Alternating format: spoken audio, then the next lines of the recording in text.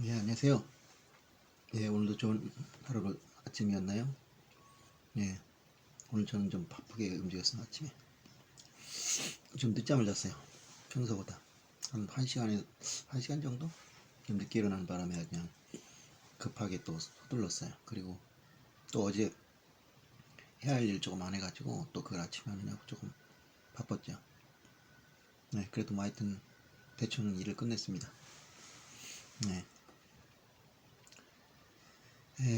여러분들은 자기 자신이 어떻다고 생각하세요? 그러니까 잘났다고 생각하세요? 못났다고 생각하세요? 잘났다고 생각하면 왜 잘났다고 생각하시고 못났다고 생각하시면 왜 못났다고 생각하시나요? 아마 모르긴 몰라도 이것은 자신을 보기 때문이 아니고 남을 보기 때문이 아닌가 하는 생각에 그런 생각이 드는 것은, 그러니까 잘났다는 것도 이제 남보다 잘났다는 것이고 못났다는 것도 남보다 못났다는 것이죠. 그러니까 남하고 비교해 보니까 내가 너무 모자르다 그러면 이제 못났다고 생각할 것이고, 내가 남보다 좀 잘난 것 같다 그러면 이제 잘났다고 생각하는 것이고. 근데 사실 자기가 잘났다고 생각하는 사람은 그렇게 많지는 않은 것 같아요. 대부분의 사람들은 자기는 못났다고 생각하죠. 저 자신도 뭐 그렇게 생각해요. 음. 근데 그것은 이제 겸손이라고 할 수도 있고 또 다르면 열등감이라고 할 수도 있죠. 근데 겸손이라면 괜찮겠지만 열등감이 되면은 사는 게 힘들어지죠. 그리고 또 자신감을 잃게 되고, 그래서 어떤 일을 하려고 해도 어차피 난 안 될 거야 라는 생각으로 이어지기가 쉽죠. 근데 그런 생각이 과연 신앙적으로 좋은 생각일까요? 안 좋은 생각일까요? 뭐 언뜻 생각해봐도 좋지 않다는 건 알아요. 또 교회에서는 또 사람들의 자존감을 높이기 위해서 많은 것을 하잖아요. 예를 들면 찬양 같은 경우에서 당신은 사랑받기 위해 태어난 사람, 지금도 그 사람 받고 있죠. 그러면서 대처부터 시작된 하나님의 사랑은 우리의 만남을 통해 열매를 맺고 당신이 세상에 존재함으로 인해서 우리에게 얼마나 큰 기쁨이 되는지 이렇게 노래를 하나 하기도 하나. 또 성경에 보면 너는 왕같은 제사장이다 이런 얘기도 있고. 그런데 그 당신은 사랑받기 태어났다고 얘기를 하지만 실제로 사람들이 그래 맞아, 난 참 사랑받기에 태어난 사람이야, 그리고 그 사랑을 지금 받고 있고 또 나로 인해서 다른 사람이 행복해하고 있어 라고 생각하는 게 쉽지 않아요. 그치? 에이 그 말로만 그렇지 뭐가 그래 그러긴. 그렇잖아요. 그러니까 그런 노래를 들으면서 정말 내가 사랑받고 있다, 그러기 때문에 난 행복하다 이렇게 생각하기가 쉽지 않아요. 오히려 괜히 오히려 좌절감이 느껴질 수도 있어, 어떤 면에서. 왜냐, 내가 그렇지도 않는데 괜히 이런 식으로 해가지고 나를 위로하려고 하는데 현실은 아니니까 더 이제 비참해진다. 도대체 누구를 위한 노래냐 뭐 이런 생각을 할 수 있죠. 그리고 어떤 목사님도 그랬어요. 뭐 당신은 하나님의 걸작품 중에 걸작품이다. 그러면 아이고 참 입 바른 소리, 입에 발린 소리 하고 있네. 그렇게 해서 위로를 하고 싶은 마음인데 그게 아니란 말이야. 내 현실은 달라. 그러니까 그런 얘기 들으면 오히려 더 짜증난단 말이에요. 이런 생각을 할 수도 있어요. 그렇게 해서 대부분의 사람들이, 특히 우리나라 사람 같은 행복 지수가 낮은데 그 이유가 뭐겠습니까? 우리가 다른 나라보다 못 살아있어서 그렇겠어요? 우리나라만큼 잘 사는 나라도 세계에서 드뭅니다. GDP 세계 10이고 또 1인당 GDP도 만만치 않게 높아요. 그리고 상대적으로 봐도 우리 과거에 살던 거에 비하면 너무 잘 살고 있어요. 내가 초등학교 다닐 때 길에 아직도 거지들이 있고 굶어 죽는 사람도 있고 자동차는 꿈도 못 꾸고, 그리고 집도 다 이렇게 허름하고, 심지어 판자촌이라 그래서 나무 빡대기 막 나무 판자 몇 개 매이어가지고 진 집에 사는 사람도 있었고 그렇게 살았는데, 지금은 그런 집도 없고 전부 좋은 아파트에 집에 화장실 있고 목욕탕 있는 집, 우리가 어렸을 때는 참 꿈 같은 집이었죠. 그런 집에 한번 갔다 오면 그냥 눈이 뒤집혀졌죠. 어떻게 저렇게 살 수가 있을까. 우리는 화장실도 푸세식이라 그래가지고 냄새가 팍팍 나는 데 가서 있어 그러죠. 또 내가 또 거리가 또 멀어요. 그래서 또 겨울에는 또 화장실 가는 것도 장난이 아니에요. 그것도 목욕탕은 꿈도 못 꾸죠. 그러니까 1년에 몇 번 목욕 가요. 정월 초하는 날 가고 추석 날 가고 그런 식으로 어떤 기념 이벤트식으로 하는 거예요. 목욕을. 지금 사람 생각하면 이해가 안 되죠. 뭐가 말이 되냐고. 그때가 쩔쩔 넘칠 텐데. 근데 어떻게 살았어요, 이렇게. 왜냐, 모든 사람이 그렇게 하고 있으니까 그랬죠. 그러니까 여자들도 목욕을 그렇게 자주 하진 않았어요. 그러니까 아마 그때 여자들이 지금 우리나라에 오면 아마 냄새가 나고 아마 난리가 날 거예요. 얼마나 남자들도 더럽다고 그냥 저리 가라 할 거예요. 그래서 그때 여자들은 이렇게 화장품을 냄새가 진한 걸 썼나 봐요. 요새 여자들은 화장품 냄새가 별로 안 나요. 그게 어떤 면에서 우리 같은 세대에서 보면 좀 재미가 없죠. 왜냐하면 옛날 여자들이 화장품 냄새가 무지하게 강했거든요. 그래서 한 10m 가까이 와도 벌써 여자가 왔구나 하는 걸 알 정도예요. 근데 그 냄새가 남자 입장에서는 나쁘지 않아요. 괜찮아요. 왜냐 그게 어린 시절엔 되게 싫었어요. 그 냄새가. 아우 너무 독해 그랬는데 사춘기가 되고 어른이 되니까 그게 좋아져요. 그래서 가만히 생각하니까 그게 뭐야 최음제야 결국. 그 남자 마음을 유혹하는 그 냄새였대요. 그러니까 좋았겠죠. 그게 원래 좋은 냄새면 어렸을 때는 왜 싫었겠어요. 어렸을 때는 그런 기분이 없으니까 그렇죠. 막 그게 아마 그것 때문이 아닌가. 그 프랑스에서요 귀족들에게 향수가 발전한 거는 프랑스 그 귀족들도 그렇게 목욕을 안 해서 목욕하는 게 쉽지가 않아서요. 그래서 그 냄새를 없애기 위해서 향수를 뿌렸다고 하니까 아마 우리나라 여자들도 그래서 이렇게 진한 화장품을 발랐나 봐요. 그런 시대였어요. 세탁기도 없으니까 세탁비 하려면 하루에 몇 시간씩 걸리고 저도 세탁을 했어요. 근데 진짜 몇 시간 걸려요.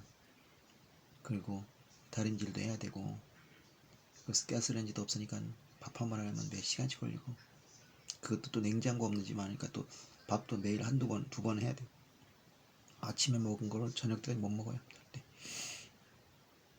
전기밥솥 있는 집도 없기 때문에 그걸 또 연탄에다 해야 되고 주부들이 말도 못하죠. 지금 여자들은 그 고생을 모를 거예요.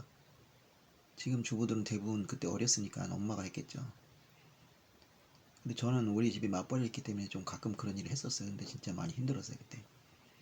특히 세탁이. 그래서 오직하면 어떤 분이 그러셔요. 장하성이라는 분이 그러셔요. 장하성이라는 분 참 유명해요. 장하준인가?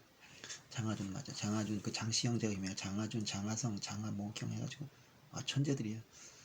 이 사람도 서울대 나와가지고 장하성도 장하준 교수도 캠브리지 대학을 나와서 지금 캠브리지 교수를 하는데 세계에서 제일 가장 유능한 경제학자로 유명하죠. 이분이 그런 거예요. 세탁기 혁명이 IT 혁명보다 크다고. 왜냐 세탁기가 생기면서 여자들이 자유를 얻었다. 그래서 사회생활을 하게 됐기 때문에 세상이 변했다. 거기에 비해서 IT 혁명은 그냥 변화 가운데서 변화일 뿐이다. 이렇게 얘기하는 거죠. 그러니까 세탁기가 없다는 게 어떤 거 잘 모를 거예요, 여러분들. 젊은 분들은. 그 추운 겨울에 찬물로 한번 세탁해봐요. 손이 꽁꽁 얼어요. 지금처럼 물만 탁 틀으면 그냥 뜨거운 물이 나오는 세상이 아니거든요. 다 끓여야 돼요. 근데 가스레인지가 없어서 연탄에 끓이니 그 물이 제대로 끓겠어요. 한참 기다려야죠. 그것도 어떻게 일일이 끓어요. 그러니까 웬만하면 그냥 세탁기 그냥 손을 한다고요. 그러면 참 손이 막 저려요. 그런 세상이 살았어요. 근데 지금은 그런 거 없잖아요. 거기다 또 겨울에는 외풍이 또 얼마나 세요. 연탄을 떼는 게 바닥은 뜨뜻한데 외풍이 약해. 세요. 그게 단점이란 단점이. 그게 건강에 좋거든요. 근데 그렇게 하니까 그냥 아침에 일어나기 싫은 거야. 아침에 뜨뜻한 안에서 자고 있는데 딱 일어나려고 하면 위가 벌써 춥잖아요. 이게 공기가 추운 거 알아. 그러니까 일어나기 싫은 거예요. 근데 지금 보일러 떼가지고 그냥 위까지 뜨뜻하니까 아침에 일어날 때 아무 문제가 없잖아. 그냥 일어나면 돼요. 일어나도 춥지도 않고. 제가 그 덕분에 부지런해졌다는 거 아닙니까? 원래는 게으름뱅이였어요. 저도. 근데 제일 싫은 게 아침에 일어나는 거 겨울에. 근데 겨울에 일어나도 안 추워. 처음에 아파트 이사 갈 때 꿈 같았어요. 세상에 어떻게 이럴 수가 있냐. 일어났는데 안 추운 거예요. 진짜 꿈 같았죠. 네, 그리고 이제 계속 그렇게 살았다가 이제 일본에 갔어요. 일본은 그런 게 없어요. 또 그런 집도 있는데 그런 집이 드물어요. 그러니까 다 난로 떼고 그래야 돼요. 그러니까 한국이 더 따뜻하다. 일본이 날씨가 더 따뜻한데 한때 훨씬 따뜻해. 동경 같은 경우 영하로 내려가는 길이요. 제가 있을 때 영하로 내려간 적이 한 번도 없어요. 10년 동안. 근데도 추운 거예요. 왜냐 외풍이 세서. 그렇다고 난로 펴놓고 잘 수도 없고. 어떤 사람은 에어컨 키고 자는데 에어컨이 거기서는 따뜻한 물이 들어오거든요. 그럴 정도로 우리가 돈이 많은 것도 아니니까. 그래가지고 그냥 어쨌든 간에 그렇게 어려운 시절을 보냈는데 지금 더 잘 사는데 사람들은 더 행복하지가 못해. 왜냐? 옛날에는 다 가난했어요. 다 가난하니까 이웃집도 가난하고 옆집도 가난하고 동생도 가난하고 오빠도 가난하고 큰아버지는 가난하고 작은아버지 가난하고 그러니까 비교를 할 필요가 없어. 그러니까 그렇게 이제 박탈감이 없어요. 근데 지금들은 동생이 나보다 더 잘 살고 옆집이 훨씬 더 잘 살고 또 큰아버지는 더 잘 살고 이모는 더 잘 살고 뭐 이런 식으로 막 같은 집안에서도 막 빈부의 격차가 이렇게 나는 거예요. 그러니까 어떻게 해요 그냥 얼마나 그게 이제 사람 비교를 하면 이렇게 아픈지 몰라. 거기서 자유로워야 되는데 쉽지가 않아요. 그러니까 우리나라 자살률이 1위가 된 것도 헐크지 못 살던 시대 90년대 초반 보니까 우리 지금 자살률 뭐 반의 반도 안 되더라고요. 가난해서 자살하는 게 아니에요. 노인 자살률 세계 1위라고 하는데 물론 이제 가난하기도 하겠죠. 왜냐하면 지금 노인분들이 노후 보장을 안 해놨어요. 그 연금을 부어서 이렇게 그걸 받을 수 있는 사람도 별로 없어요. 물론 받는 사람도 있긴 한데 그런 비교적 좀 젊은 노인들이죠. 그렇다고 오히려 이제 그분들은 우리 고도 성장의 혜택을 정면으로 받기엔 너무 나이가 있는 분들이에요. 그러니까 그 자녀들에게 이제 그리고 또 자기들은 부모를 모셨어요. 그러니까 내 자식들이 나 잘 봐주겠지 해가지고 그냥 노후 대책도 없이 자녀들한테 다 쏟아붓어 없는 살림에. 그런데 애들이 안 봐주는 거야. 그러니까 가난한 건 사실이에요. 물론 잘 사람 진짜 살자고 양극화가 더 심하지 않은 사람들. 근데 그 사람들이 그 가난해서만 죽을까요? 자살할까요? 부모가 그 우리가 어렸을 때 정말 우리나라는 세계적으로 효의 대국이었어요. 그때 잘 살아서 효도했을까요? 아니요. 훨씬 못 살았어요. 지금보다. 근데 효도했어요. 왜냐? 마음이 있으니까. 그럼 그 부모들이 자식에게 효도하는 마음을 보고 행복하게 사는 거예요. 기쁜 거예요. 응? 콩 한 쪽에 나눠 먹는 그런 그게 기쁜 거예요. 근데 지금은 안 그런단 말이에요. 돈도 없는데 자식들도 자기를 외면하는 거예요. 그러니까 얼마나 마음이 쓰려. 그런데 가난해. 그냥 살 희망이 없는 거예요. 사람은 가난해서 자살하지 않아요. 힘들다고 자살하지 않아요. 객관적인 조건이. 사람들에게 무시당하고 사람들에게 외면당해서 자기가 소외된다고 생각하고 그래서 절망할 때 그럴 때 자살해요. 그거는 돈이 많아도 그래요. 그게 그러한 것이 뭐냐? 비교라는 거죠. 그러니까 그 노인분들이 주변에서 다 그렇게 살고 있으면 그렇지 않은데 또 그래 잘 사는 사람도 있을 거란 말이에요. 이게 자살하고 싶죠. 살고 싶지 않죠. 네, 어쨌든 우리 이 비교라는 것이 참 치명적입니다. 그러니까 옆집에서 뭘 사면 우리나라 사람 더 심해요. 그게 제가 일본에 10년을 살아봤는데 일본 사람들은 그런 일이 없어요. 비교적 약해. 남이 뭘 사든 남이 뭘 하든 남이 자식이 명문대를 가든 말든 우리보다 덜 신경 써요. 근데 그보다 더 신경 안 쓰는 사람들이 뭐냐면 북유럽 사람들이죠. 서유럽 사람들. 같은 유럽이라도 남유럽은 안 그렇대요. 북유럽은 그런 게 없대요. 비교를 안 한대. 덴마크가 세계에서 제일 행복 지수가 높다 그래서 왜 그런가 했더니 거기는 비교를 한대 사람들. 누가 이렇게 사는데 나도 이렇게 살아야 한다 이런 게 없다는 거 전혀. 그럼 뭐냐? 나에겐 나의 삶이 있다는 거죠. 그걸 잘 할 수 있으면 그걸 행복하다는 거예요. 제가 일본에서 오래 살았기 때문에 이런 걸 좀 배운 것 같아요. 그래서 저도 그런 면이 좀 없어요. 객관적으로 생각하면 저도 이렇게 남한테 큰 소리 치는 입장은 아니거든요. 근데 나는 내가 그렇게 불행하다 생각하지 않아요. 오히려 내 친구들 참 불행해요.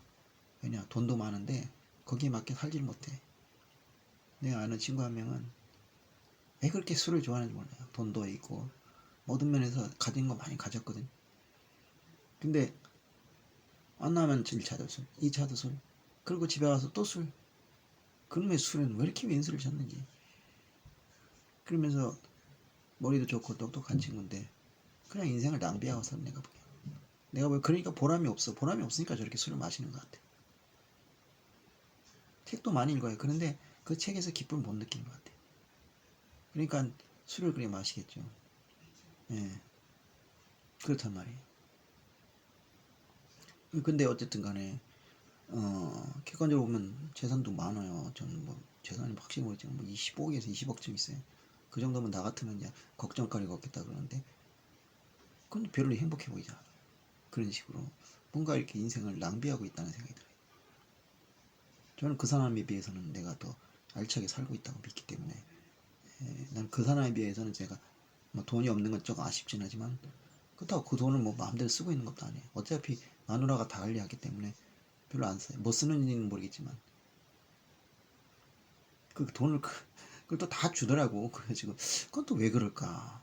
자기가 번 돈이니까 좀 정도 갖고 있어도 될 텐데. 근데 뭐 아마 돈 달라고 할 때 안 주진 않으니까 그냥 맡기는 모양이에요. 자기 귀찮으니까. 근데 어쨌든 간에 그렇게 뭐 이렇게 막 그 돈을 누리고 있다고 생각 안 들어요. 네. 근데 하여튼 또 어떤 분은 지난번에 또 어떤 내가 전도를 나갔는데 어떤 나보다 한 10살 정도는 최소한 많은 분 같아요. 근데 거기 여기 추운 데가 앉아서 있어. 의자에 앉아서. 왜 여기 계시냐니까 집사람 마중하러 왔대.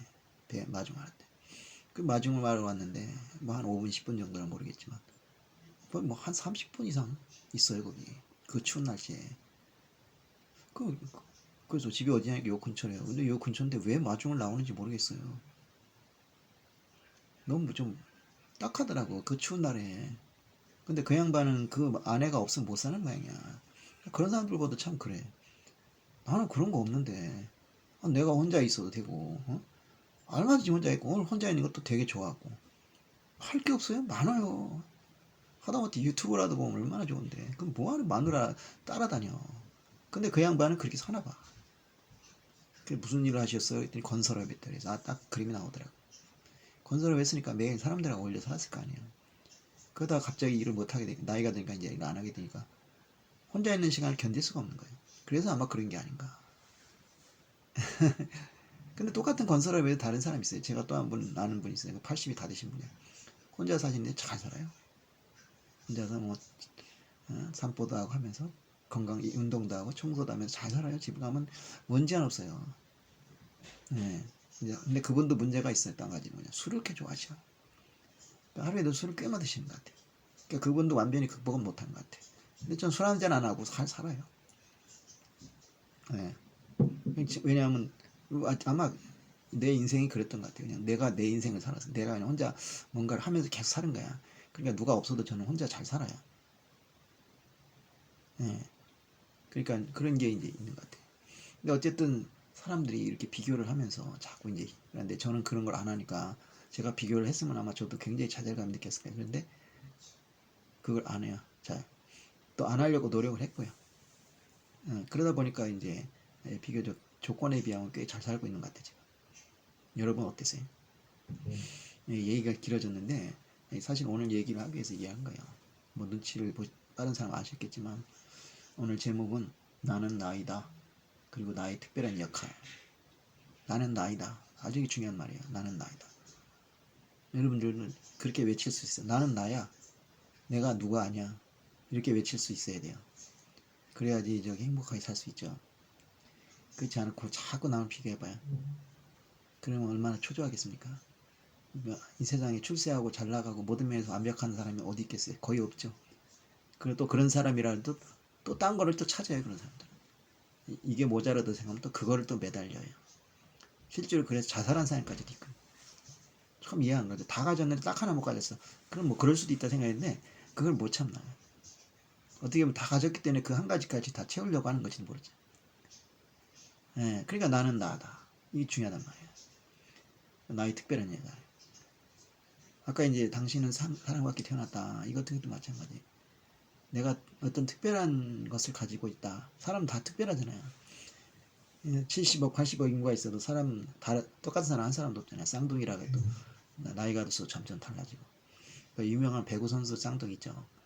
근데 원래 되게 똑같았는데 그 동생이 이렇게 쌍수를 많이 했나 봐요. 쌍수가 아니죠. 그 뭐야 성형수술 했나 봐요. 그래서 지금은 언뜻 보기엔 쌍둥이로 보이지 않는데요. 너무 달라요. 근데 제가 봐도 그래요. 예.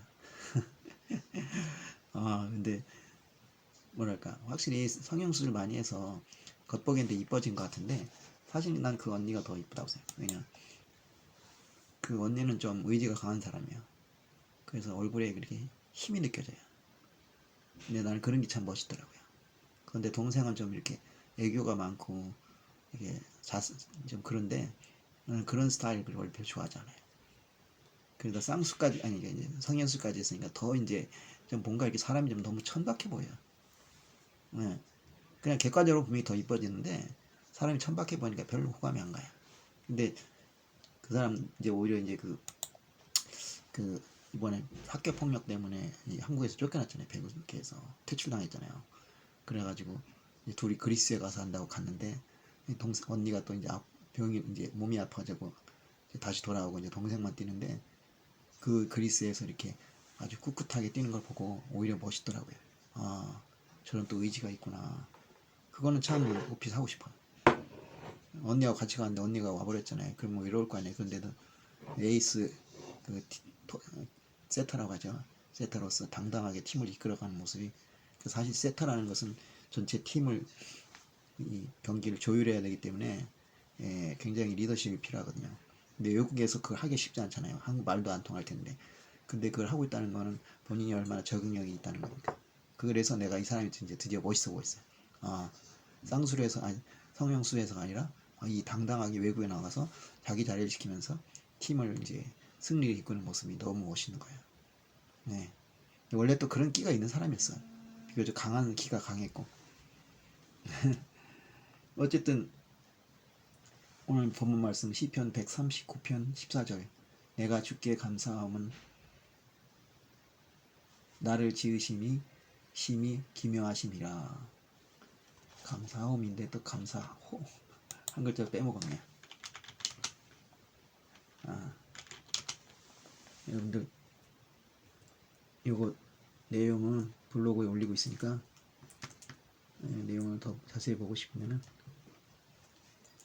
블로그를 보세요. 블로그에 나오니까. 나이 이제 오늘 아침에 이걸 이 본문을 읽고 있는데 우연히 방송을 봤어요. 유튜브에서. 그래서 이 글 쓰기 되게 편하게 썼는데 나이가 들어 피는 사람의 조건이 있다는 거예요.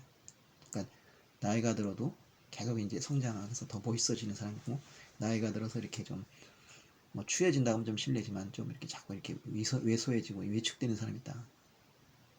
그 조건이 뭐냐? 그 중에 하나가 이제 비교한다는 거죠. 비교. 그거 말고 또 더 중요한 게 있어요. 뭐냐면 나이를 의식하지 않는다. 그러니까 내가 이 나이니까 이래야 된다 이런 생각이 없다는 거예요. 근데 진짜 그거 내가 생각해도 일리가 있어요. 나이가 이러니까 나 이래야 돼 이렇게 생각할 필요가 없어요. 물론 그것도 이제 좋은 면이 있죠. 내가 이 나이가 이 정도니까 이 정도는 성숙해야 된다. 이건 좋은 게. 근데 내가 이 나이에 뭘 하랴 이렇게 되면 곤란해요. 이제 근데 보면은 어떤 분들이냐면 제가 이제 나이 60이에요. 근데 나한테 그런 식으로 얘기하는 사람이 있어요. 한참 때네. 이런 식으로 얘기하는 분들이 있어요. 그 듣고 별로 기분 안 좋아요. 왜냐? 내가 이제 60이다 또는 50대 후반이다. 그러면 70 넘은 분들이 보면 그렇게 보일 수도 있어요. 자기는 이제 벌써 다 끝나. 근데 이 사회에서는 제 나이가 한참 때가 아니에요. 취업을 해도 너무 어려워요. 나이 때는 엄청나게 걸려요. 그리고 또 들어가도 힘들어요. 근데 그렇게 얘기하니까 너무 현실을 모르는 것 같이 들리죠. 뭐가 한참 때냐고. 그럼 내가 한참 때면 20대 애들은 뭐예요? 이해가 안 가잖아요. 그럼 걔들은 뭐예요? 20대가 난 내 입장에 20대면 한창 때인데 30대면 한창 때인데. 그리고 또 더 마음에 안 드는 거는 그렇게 얘기하는 사람들 자신이 자기는 나이 먹었으니까 이제 끝이다라는 생각을 하고 있는 거예요. 그 자체도 기분이 나쁜 거죠. 아니, 좀 별로 좋은 게 아니야. 그러니까 나는 이제 끝인데 너는 한참 때다 이렇게 가는 거야. 근데 그분들도 한 90대 사나이 보면 또 너도 한참 때다 이럴 거예요. 그러니까 자기를 기준에 자기는 이제 끝났다. 근데 너는 한참 때다 이렇게. 나도 그렇게 얘기할 수 있나요? 충분히. 근데 제가 30대 사람한테 그런 얘기 할까요? 전혀 안 해요. 절대 안 해요. 또 한참 때 좋댔다 이런 얘기 안 해요. 나는 그 사람의 나이에 맞춰서 얘기해요. 예를 들어서 40대다 그러면은 아직은 좀 할만하다. 근데 앞으로 이제 늙을 거 힘들 거다. 그렇게 얘기해줘요. 왜냐? 그건 사실이니까. 내가 이렇게 경험했으니까. 40대면 아직 뭐 할만해요. 근데 한창 때는 절대 아니에요. 근데 앞으로 좀 더 힘들어질 거다. 50대 되면 더 힘들어질 거다. 50대 같은 경우에는 50대 초반하고 후반이 완전히 달라요. 50대는 맞아. 1년이 다른 게 아니라 아니요. 1년에 한 두 번은 변하는 것 같아. 그러니까 50대 초반에 나와 지금의 나는 완전히 틀려요. 그러니까 50대 초반한테는 이제 앞으로 점점 힘들어질 테니까 좀 관리를 잘해야겠다. 이렇게 얘기하지. 아, 한참 때네 이런 얘기 절대 안 해요. 심지어 20대한테도 그렇게 안 해요. 20대는 물론 한참 때라 해도 되죠. 한참 때긴 한데 그렇다고 시간을 낭비하면 안 된다. 앞으로 나이 먹는 것도 시간 문제다. 30 넘고 40 넘고 그러면 하고 싶은 일을 못 하게 되는 게 왜냐하면 그만큼 또 나이가 병이 돼요. 40이 돼도 벌써 나이 병이 있어요. 꽤 커요. 그러니까 20대면 그런 나이의 제한은 전혀 없는 나이예요. 20대가 나이 때문에 걸린다? 이런 일은 절대 있을 수 없어요. 예. 오히려 반대는 있어요. 그냥 나이가 너무 어려서 안 되는 경우는 있어요. 옛날에 교정직 공무원, 그러니까 교도소죠. 그런데 공무원들은 나이 제한이 있는데 거꾸로 했어요. 나이가 몇 살 이상이어야 돼. 그 이하는 안 받아줘. 왜냐 너무 어린 애들이 교도소에서 일하면 그렇잖아요. 그래서 그런 거예요. 나는 근데 그 교정직이 뭔지 몰라가지고 무슨 글자 교정하는 줄 알고 아니 글자 교정하는데 무슨 나이를 보나 그랬더니 그게 알게나 그 교도소더라고. 어쨌든 간에 예, 그거 그 이제 그러니까 내 나이에 이러니까 나 이래야 돼 이렇게 생각하지 마세요. 예, 내 주변엔 그런 사람도 많아요. 그러니까 참 잘못된 생각이. 예. 그리고 꿈을 가지시고. 그러니까 보면은 되게 할 일 없는 분들이 많아 나이가 들어서. 그러니까 늙어요. 아무것도 안 하거든. 아무것도 안 하니까 늙을 수밖에 없어. 사람이라는 게 뭘 열심히 하는 사람은 활기가 넘치지만 하지 않은 사람은 반드시 정체되게 돼 있어요. 그거는 경험으로 충분히 알아요. 예. 그래서 일을 하는 게 좋다는 게 그거죠. 이게 그 지금 여성분들이 나이가 들어서 힘들고 여기가 아프고 저기가 아픈 건 이제 물론 이제 출산이나 이런 거 문제도 있지만은 대부분 나이 먹은 여성들은 일을 안 해요. 왜냐? 우리 시대는 그런 시대가 아니었거든. 맞벌이하던 시대가 아니었어 아직까지. 마누라가 일 안 하는 게 자랑이던 시대였어. 그러니까 평생 일을 안 하는 거야. 일을 안 하고 지금도 일 안 해 당연히. 그러니까 긴장감이 떨어지죠. 떨어지니까 괜히 여기저기 아프고 괜히 짜증나고 그러는 거예요. 그 남자들도 그래요. 남자들도 일찍 일 그만둔 사람들은요. 벌써 눈빛이 막 이게 죽어가요. 네. 뭐 일이라고 해서 돈을 벌 필요는 없어요. 내가 무슨 인생의 목표 뭐 하다못해 내가 좀 독거 노인을 돕겠다. 그래서 그분들을 일주일에 뭐 한 번씩 찾아가겠다. 그래서 한 5-6명을 내가 그렇게 찾아가서 뭐 말동무가 되겠다. 하다못해 이런 걸 정해가지고 해도 그 사람 눈빛이 달라져요. 네. 그런 거다. 그렇다고요. 하여튼 그거 말고 이제 더 중요한 게 이제 비교다. 비교를 자꾸 한다 이거. 내가 나이가 이 정도 이제 이것도 안 비슷하겠죠.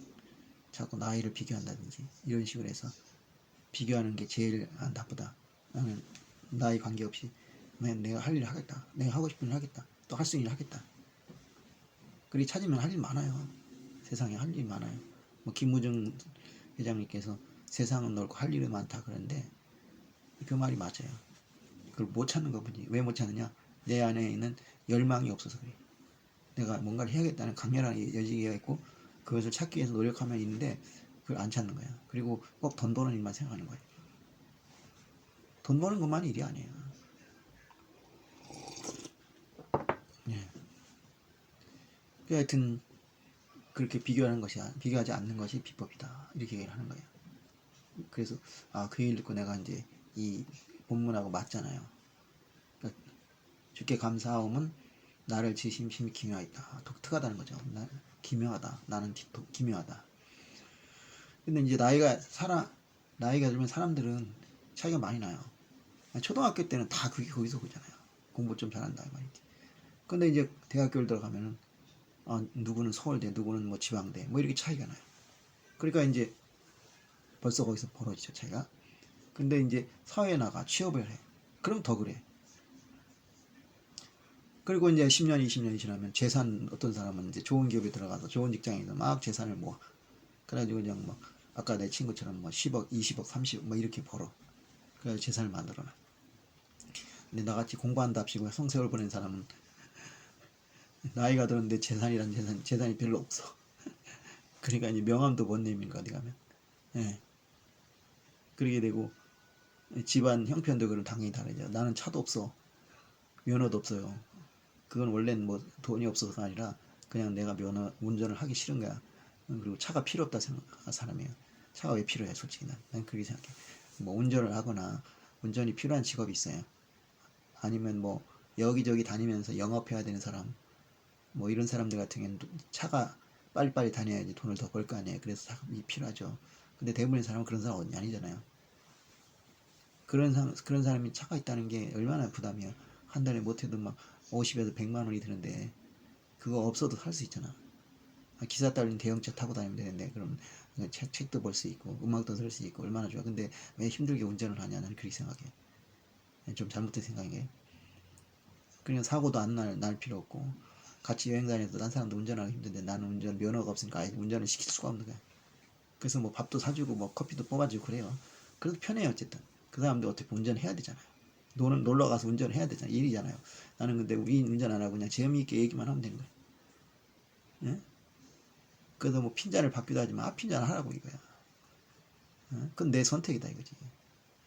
그럼 누가 그럼 차를 사랬어? 예? 근데 참 놀라운 게 요새 젊은 애들이 영악한 모양이에요. 우리가 젊었을 때는 이렇게 면허라도 따잖아요. 그러면 자기 아버지 차라도 운전하려고 난리 쳐요. 근데 요새 애들은 안 하나 봐요. 그냥 아버지가 하래요. 나 진짜 이해가 안 가네. 그 나이면 뭐든지 하고 싶을 나이 때인데 어떻게 아버지한테 운전하라고 자기는 그냥 안 해? 현명한 건가요? 어쨌든 그래가지고 이제 차가 뭐냐 이제 예를 들어 뭐 이제 옛날 마치 뭐 에쿠스를 타느냐 아니면 우리 좀 벤츠를 타냐. 요새 외국 차도 많이 들어오니까 옛날하고 비해서 옛날에 벤츠 타는 거 자체가 너무 큰일이지만 요새는 벤츠를 타는 사람도 꽤 있단 말이에요. 그러니까 벤츠를 타느냐 아니면 뭐를 타느냐 이거 가지고 또 이제 차이가 나요. 그래가지고 아 그래가지고 이제 또 이제 이 얼마 전에 대통령 당선이 선거했지만 또 그냥 주변에서 그냥 대통령 당선자들로 이런 막 몰려들어요. 이게 낙선한 사람 또 주변인 사람이 다 빠져나가 버려요. 그러니까 이제 거기서 또 이제 차이가 나는 거예요.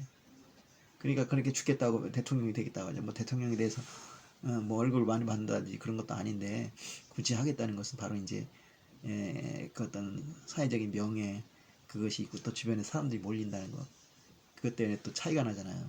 그래가지고 보면은 이제 어떤 분이 그래요.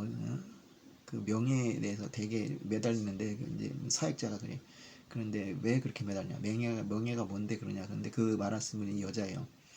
그 여자니까 그렇게 쉽게 얘기하는 거예요. 왜 쉽게 얘기하느냐? 여자들은 명예의 소중함을 몰라요, 잘. 왜냐? 사회생활 오랫동안 안 했잖아요. 여자들은 사회생활 안 했어요. 못했죠, 강제적으로. 못하니까 사회생활 안 한 사람들 명예가 왜 중요한지 몰라요.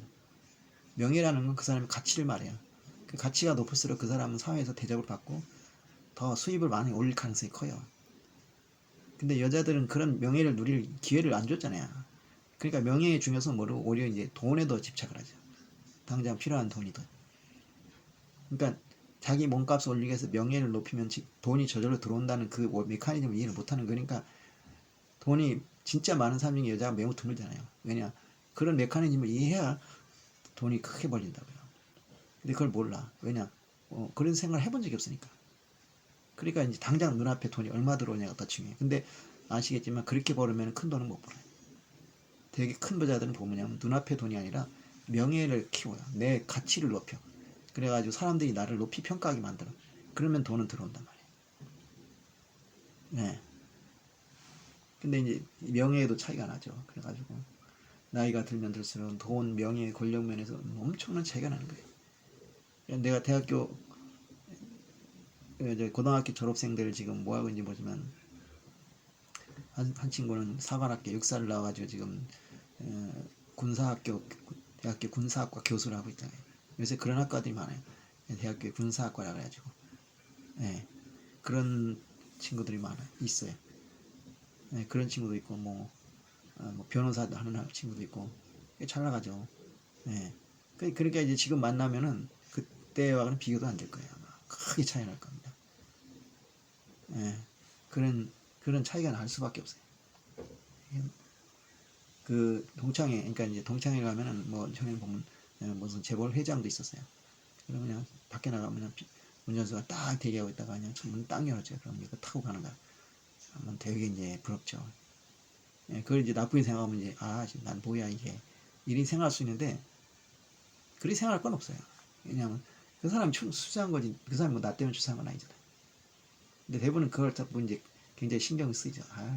난 뭐야 도대체. 옛날에 동창회 나갔는데 제가 그때 우리 막내를 데리고 나갔어요. 그때 막내가 몇 살이었냐면 5살이었어요. 얘를 데리고 나갔죠. 근데 보니까 뭐 회장도 있고 뭐 국회의원도 있고 뭐 장관도 있고 뭐 그런 사람 보면 사람들이 다 일어나서 그냥 막 명함 주려고 난리죠. 그래서 내가 이제 한 사람씩 얘기하라 이렇게 나가더니 같은 동창끼리 이렇게 너무 차이가 나냐. 어떤 사람은 장관이다 뭐도 하는데 나는 이 애나 보고 있으니 얼마나 참 한심하냐. 그렇게 얘기를 했어요. 그랬더니 내 선배 하나가 내 교수를 하고 있는 선배가 있었어요. 그랬더니 나보고 보자 그래가지고 그 다음 학기에 이제 강의를 하나 줬죠. 그래서 그렇게 때를 쓴 보람이 있는 것 같아요. 근데 저는 그 동창에서 진짜 많이 그렇게 때를 써가지고 많이 좀 약간 이익을 봤어요. 한 번은 내 책을 냈는데 책이 안 팔리니까 거기 가서 책을 가져가지고 책 팔겠다 이거 좀 사라고 책값은 2,000원 이상이다 그랬더니 뭐 2,000원이라 그래서 설마 2,000원 주겠어요? 내가 그걸 다 노리고 한 거지. 그러면서 얘기했더니 막 10,000원도 주고 20,000원 주면서 막 책을 사더라고. 그래서 책을 가져온 걸 다 팔았죠. 그렇게 이익도 보고 뭐 하여튼 여러 가지로 좀 혜택을 많이 왔어요. 근데 그래서 좀 제가 뻔뻔한 삶이었죠. 근데 뻔뻔하시는 건 제가 비교를 안 하기 때문에 비교했으면 이렇게 못하죠. 그래서 이제 나이가 들면 이제 그런 것 때문에 동창회도 못 나가는 분들 많을 거예요. 나가세요. 왜 안 나가요? 나가면 또 그런 사람들한테 뭐 혜택이라도 볼 수 있는 거죠. 그러니까 나이가 들면 그렇게 돼요. 그래가지고 이제 또 이제 더 나이가 들면 자녀들 이제 자랑거리, 자녀들도 내 자랑거리가 돼. 이제 그 비교 대상이 돼요. 그러니까 우리 아이가 어느 대학을 다니냐, 그리고 어떤 직장을 다니냐, 또 어떻게 결혼했냐, 이게 다 이제 비교 생성이 돼. 옛날에 그 젊었을 때 내 후배 한 명이 있는데 그 친구가 그런 거예요. 자기는 집에서 학교를 여러 군데 다닌대요. 그래서 뭔 소리냐 그랬더니 원래 이 친구가 이제 그 어디를 들어갔냐면 연세대학교를 들어갔어요. 연세대학교인데 연세대학교에서 사회복지학과를 들어간 거예요. 근데 지금은 사회복지학과 그래도 알아주지만 옛날에는 별로 안 알아줬어요. 그래서 연세대학교 중에서는 좀 커트라인이 낮았어요. 이걸 들어갔는데 이제 그 학과가 좀 후지다는 거예요, 자기 말은. 그래서 이제 거기를 그만두고 이제 다른 데를 갔다가 또 거기도 마음에 안 들어서 이제 제가 다니는 학교로 같이 제가 와서 같이 다니게 됐죠. 그러니까 이제 부모 입장에서 보면 연세대학교 다닌다는 거는 굉장히 저희는 이제 연세대학교 못한 대학이에요. 조금 낮아요. 아주 뭐 나쁘진 않지만 그 연세대보다는 좀 떨어지는 대학이죠.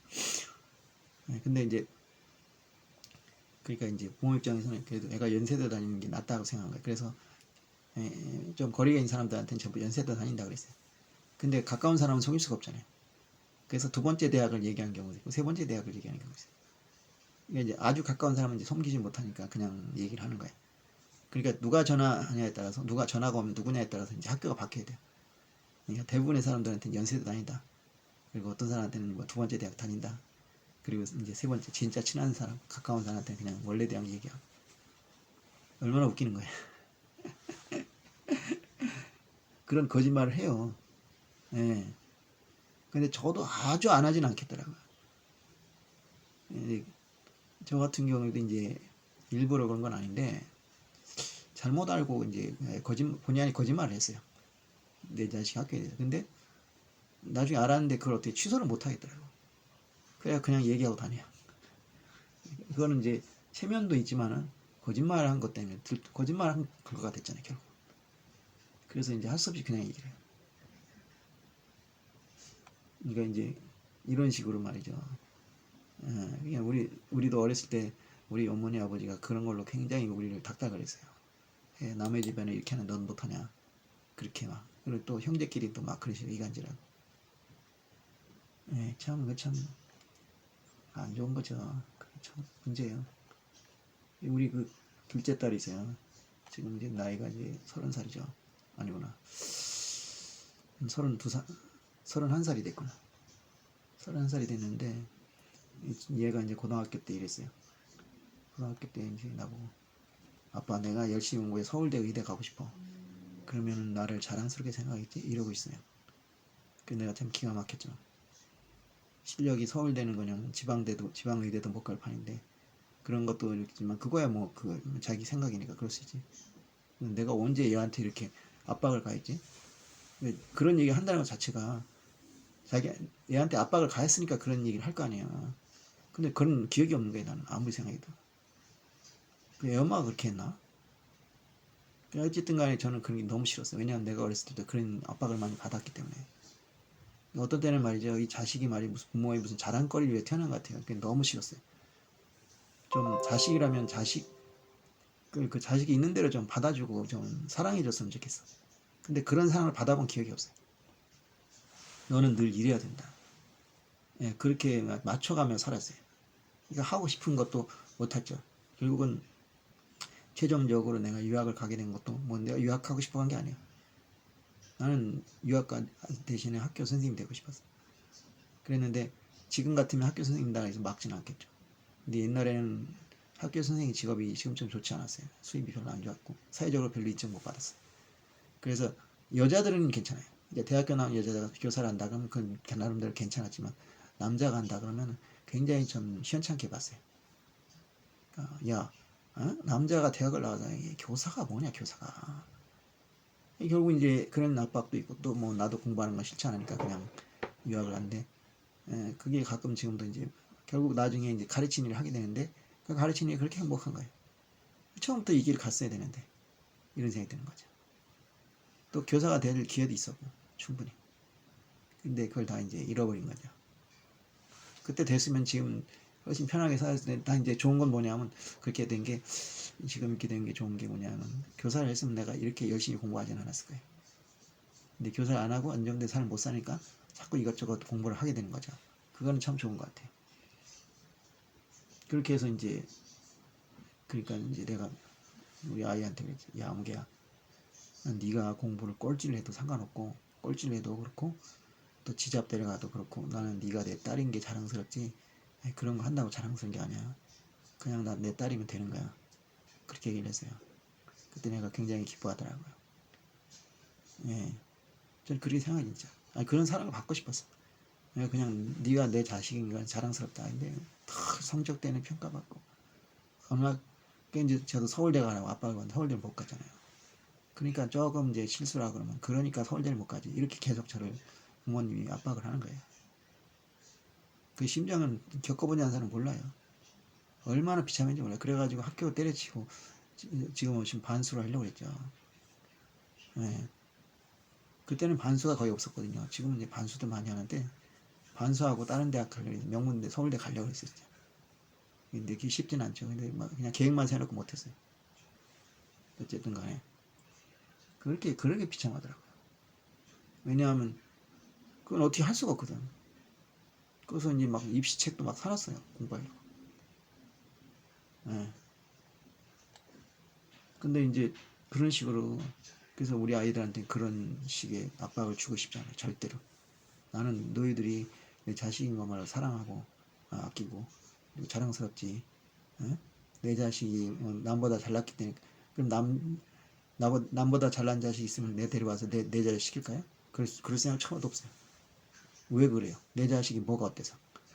어? 남들은 뭐라고 할지 모르지만 내한테는 가장 자랑스러운 자식인데 그러면 된 거예요. 내 자식이면 되는 거예요. 그 이상은 필요 없어요. 잘하면 물론 좋죠. 뭐 잘하기 때문에 내 자식은 아니잖아요. 공부 잘해서 내 자식 아니잖아요. 내 자식이니까 내 자식인 거죠. 그러니까 내 자식이니까 사랑하는 거고 내 자식이니까 자랑하는 그런 거예요. 걔가 무엇을 하든 물론 나쁜 짓 하면 안 되겠지만 그거야 뭐 알아서 해야 되죠. 뭐 나쁜 짓 하라고 시킬 수는 없는 거고 어쨌든 자기 생각대로 살아가고 자기가 최선을 다하면 되는 거죠. 다만 이제 제가 아이한테 얘기한 거는 애들한테 얘기한 거는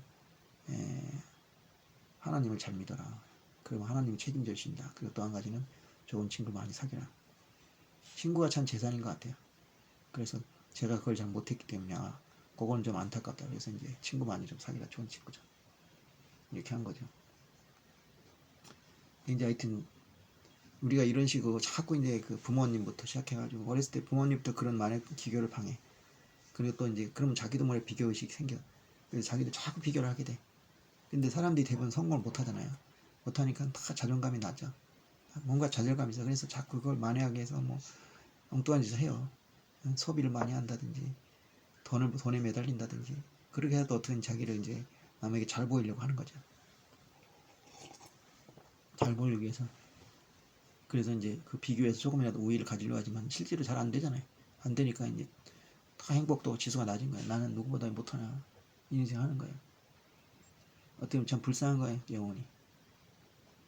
근데 이 작가는 거잖아요. 나를 기묘하게 만들었다. 그러니까 나는 이 얘기는 이제 걸작 중에 걸작이라는 그 목사님 말이 생각나게 하는 거죠. 예. 이제 건강한 비결이 있긴 있어요. 그러니까 자기가 이렇게 저 같은 경우 신앙적으로 많이 비교를 해요. 근데 그래서 열등감을 느끼진 않아요. 그러니까 신앙이라는 건 내가 갖고 싶어 하는 게 아니거든요. 내가 신앙을 좋게 하고 싶다고 쓰는 게 아니에요. 내가 보기에는 은혜예요. 이건 은혜. 어떤 분들은 참 대단해. 어떻게 저렇게 믿을 수가 있는가. 어떻게 저렇게 특히 기도 잘하시는 분들. 기도를 갖다가 40일 금식도 하고 어떤 분은 또 하여튼 기가 막히게 기도를 해요. 나 같으면 죽어 뜯겨나도 못하겠다. 하여튼 부럽기도 하죠. 부럽기도 하지만 열등감이 가질 필요는 없어요. 왜냐 그 은혜니까. 제가 왜 그런 은혜를 주시는 거야. 그게 자기는 노력으로 할 수는 없는 것 같아요. 40일 금식기도 그냥 자기 노력으로 할 수 있을까요? 그 억지로 하다가 죽은 사람들이 한둘이 아니에요 지금. 자기한테 은혜가 주어지지 않았는데 그냥 밀고 나가는 거예요. 그러니까 죽죠. 그거는 은혜가 아니에요. 그리고 남 믿지 않는 사람한테는 전혀 덕이 되잖아요. 그러니까 그렇게 함부로 흉내내서 안 돼. 그런 식의 경쟁을 해서는 안 돼. 그렇지만은 남이 잘하고 있을 때 그걸 본받아가지고 나도 저렇게 해보겠다. 그렇게 해서 내 자신을 좀 향상시켜야겠다. 이 마음은 분명히 필요하단 말이야. 그것도 없는 사람도 있어. 그건 더 문제야. 그냥 상관이 없어. 신경을 안 써. 뭐 저 사람이 잘 믿든 안 믿든 난 상관없어. 이렇게 그냥 그게 쿨하게 보이지만 그게 쿨한 게 아니야. 그 사람이 정말 해탈을 해가지고 속된 말로 그렇게 하는 게 아니에요. 그 사람은 신앙에 대한 열정이 없는 거예요. 신앙에 열정이 없으니까 그렇게 나오는 거예요. 뭐 그게 자기가 관심이 없는 것 뿐이에요. 근데 신앙적으로도 내가 욕심이 있긴 있어야 돼. 근데 그 욕심이 남을 미워하는 욕심이 되는데 내가 저 인간은 뭔데. 저도 옛날에 초신자 때는 그랬어요.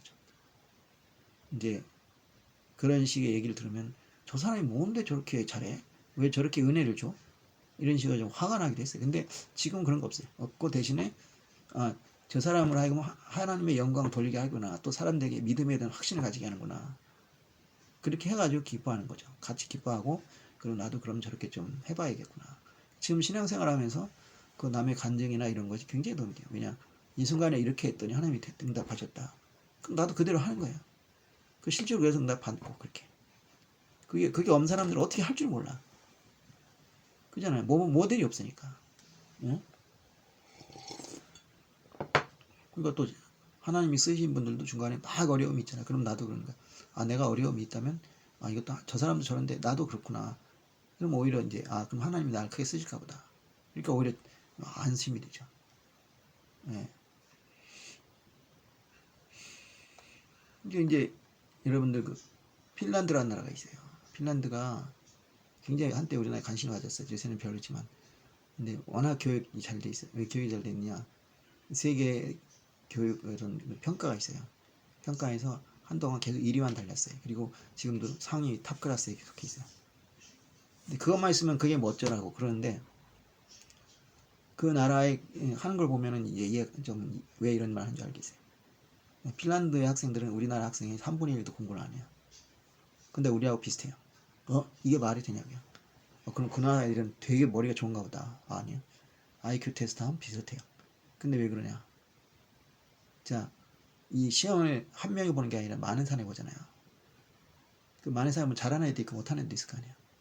핀란드에 공부 잘하는 애들은 우리하고 별 차이가 없어요.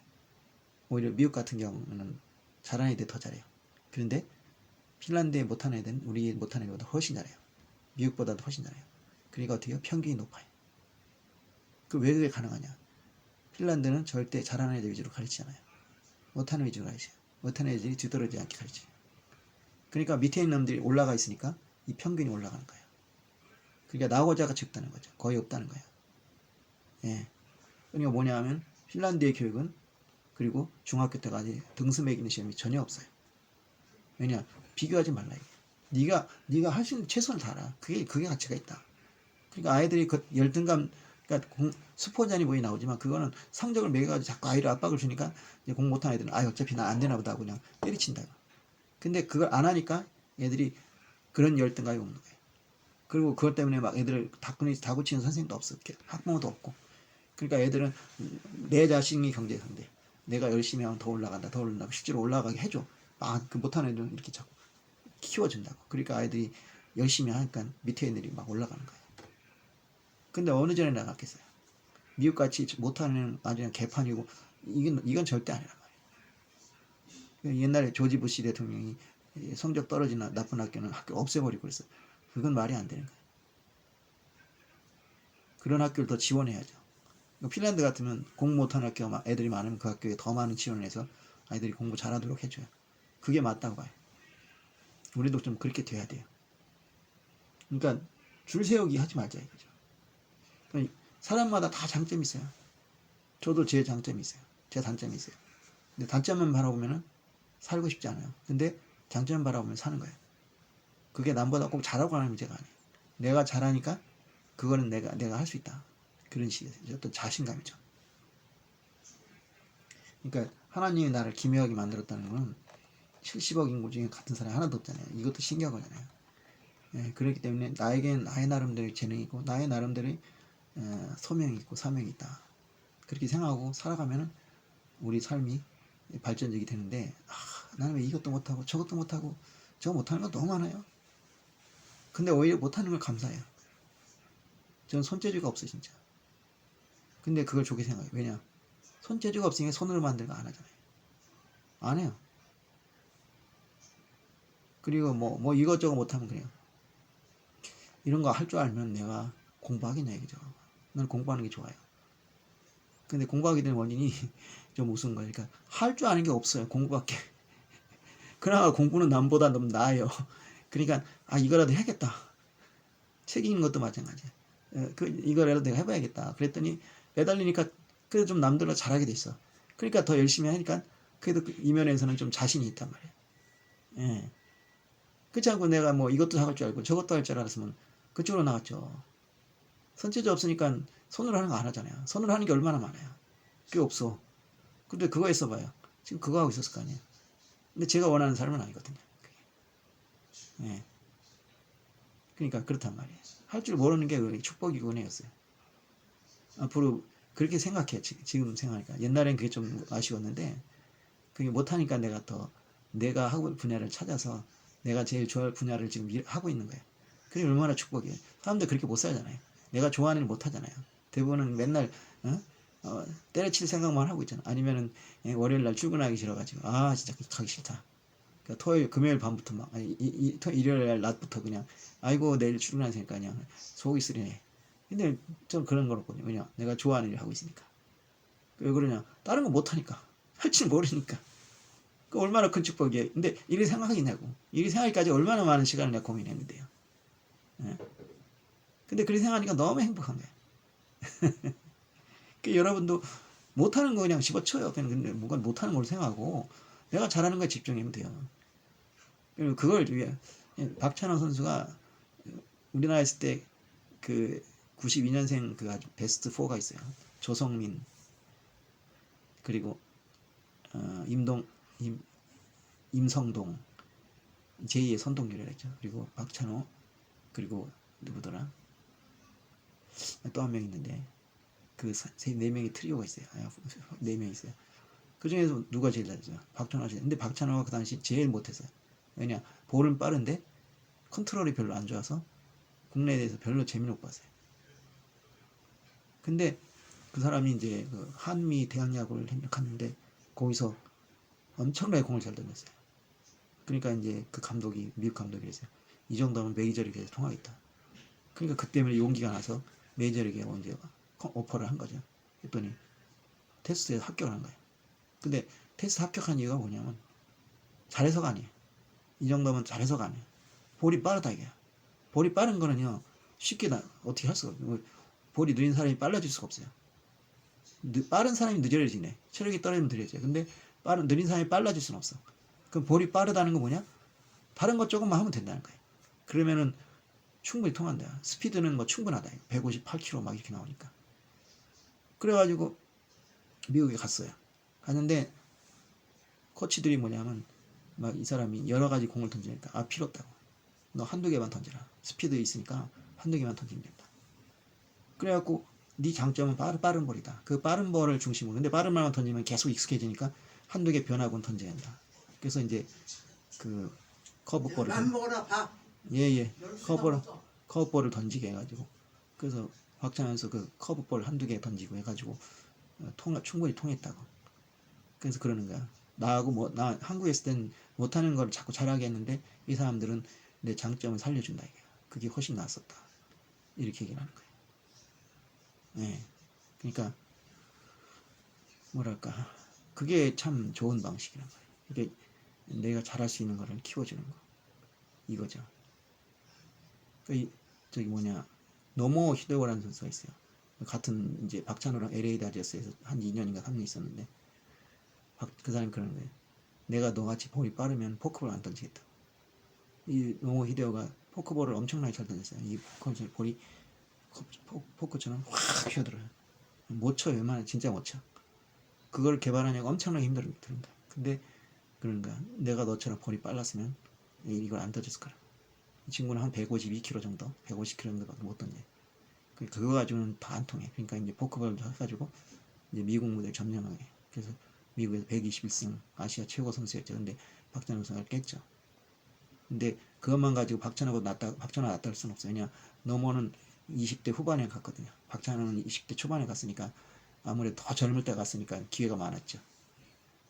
그리고 노모 같은 경우에는 메이저리그에서 그 아메리칸 리그하고 내셔널리그 양쪽에서 노이트노런을 했어요. 그런 동양인 투수는 한 명도 없어요. 그러니까 분명히 내가 보기엔 실력은 만만치 않아 둘 다. 근데 노모에게는 포크볼이 있었던 거죠. 근데 박찬호는 포크볼이 없었지만 빠른 볼로 잘했지만 이 친구가 너무 빠른 볼 위주로 하다 보니까 이제 좀 어깨를 상해서 많이 힘들었던 것 같아요. 그게 좀 문제였던 것 같아요. 근데 어쨌든 간에 잘했잖아요. 그래도 122승 해가지고 아시아 최고의 투수가 최다성 투수가 됐으니까. 예. 그러니까 우리나라에 있었으면 그 사람 그렇게 못 봤어요. 절대. 너 이거 못하는데 더해 이랬을 거야. 그러면 맨날 그 수준이었어요. 그러니까 조성모인도 그렇고 임선동도 그렇고 별 픽 못 봤잖아요. 아깝죠. 정말 아깝죠.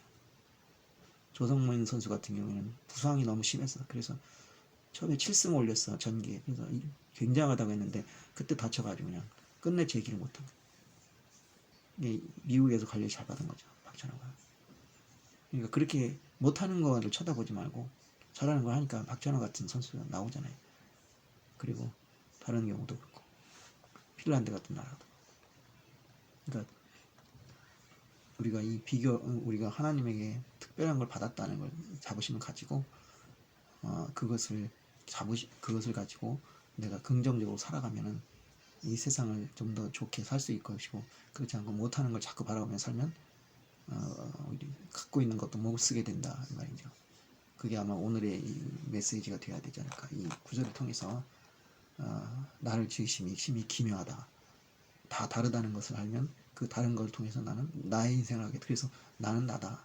이렇게 좀 생각하고 살아가시면은 여러분들 하나님께 크게 쓰임 받을 수 있는 사람이 될 거라고 생각해요. 아무리 재주가 없다 해도 누구나 재주가 있다는 걸 믿고 정확히 기도하겠습니다.